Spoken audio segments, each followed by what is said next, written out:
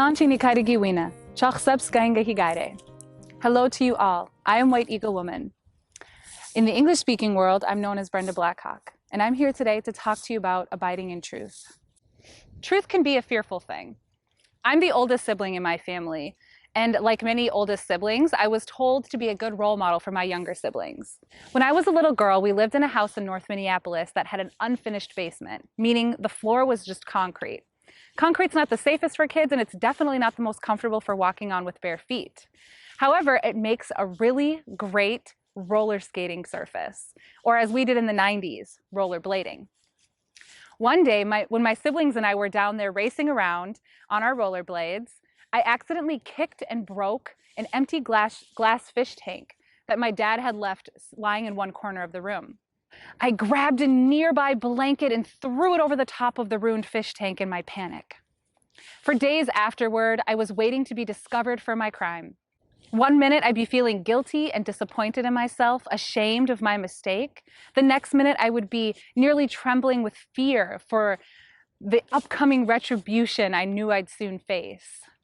When my parents eventually sat us all down to find out who had done it, I immediately tried to cast the blame off of myself. I certainly didn't want to get in trouble, but I also didn't want my younger siblings to take the fall for me. My solution was to propose a scenario identical to what had happened and suggest that perhaps one of us had done it on accident and didn't even realize it had happened. Needless to say, my parents saw right through me. They weren't really mad about the tank being broken. They were mad that I had hid it. They warned that hiding a broken fish tank was unsafe.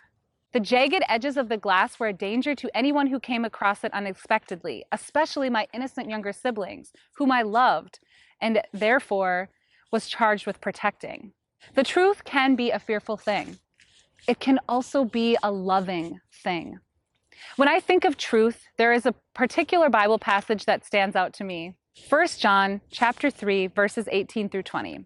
Little children, let us love not in word or speech, but in truth and action. And by this we will know that we are from the truth, and we will reassure our hearts before God whenever our hearts condemn us. For God is greater than our hearts, and God knows everything. We should not attempt to hide what we've done. We can be comforted in knowing that God already knows and has already extended grace to us. The most important thing is that we love each other. That means telling the truth. It means doing something to protect others from the harms of our past actions. In a world that has been so deeply shaped by Western Europe's colonization of the world, there is much truth-telling that needs to be done. The oppressive ideologies and systems that exist today were born out of the practices of colonization. They were created to benefit white-skinned people, and that is how they work still. Indigenous people around the world were murdered and our cultures destroyed to benefit white-skinned people who wanted our lands. Africans were stolen from their homelands and brought here as slaves to benefit white-skinned people who wanted free labor. All of us were dehumanized to support the ideologies of white-skinned people. That may all seem like ancient history to some, but it's not. Those kinds of ideas and actions have evolved into pipelines that are built through sacred lands and water, and police prioritizing property over the lives of Black men, women, and children. And they still dehumanize or invisibilize us to support their ideologies. I work at the Minneapolis Area Synod as the congregational organizer for racial justice. I work with leaders in our synod and our 140 congregations to identify racial justice issues and build our collective power to try to make a difference. One thing that comes with the territory is informing, talking with, and listening to lots of white-skinned people who are at different stages of their racial justice journey. For my 3 years in this role, I can tell you with certainty that in general, most white-skinned church folks really want us to get past this and move into a phase of reconciliation. They are tired of feeling guilty and disappointed, fearful and ashamed.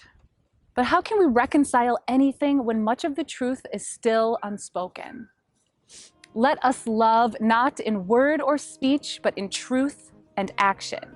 Truth comes before action. There can be no movement toward collective healing until the truth is acknowledged.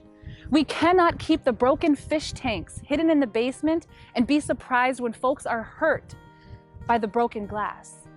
We must collectively own up to the harm against our siblings in Christ we are supposed to love and protect. Let us abide in truth.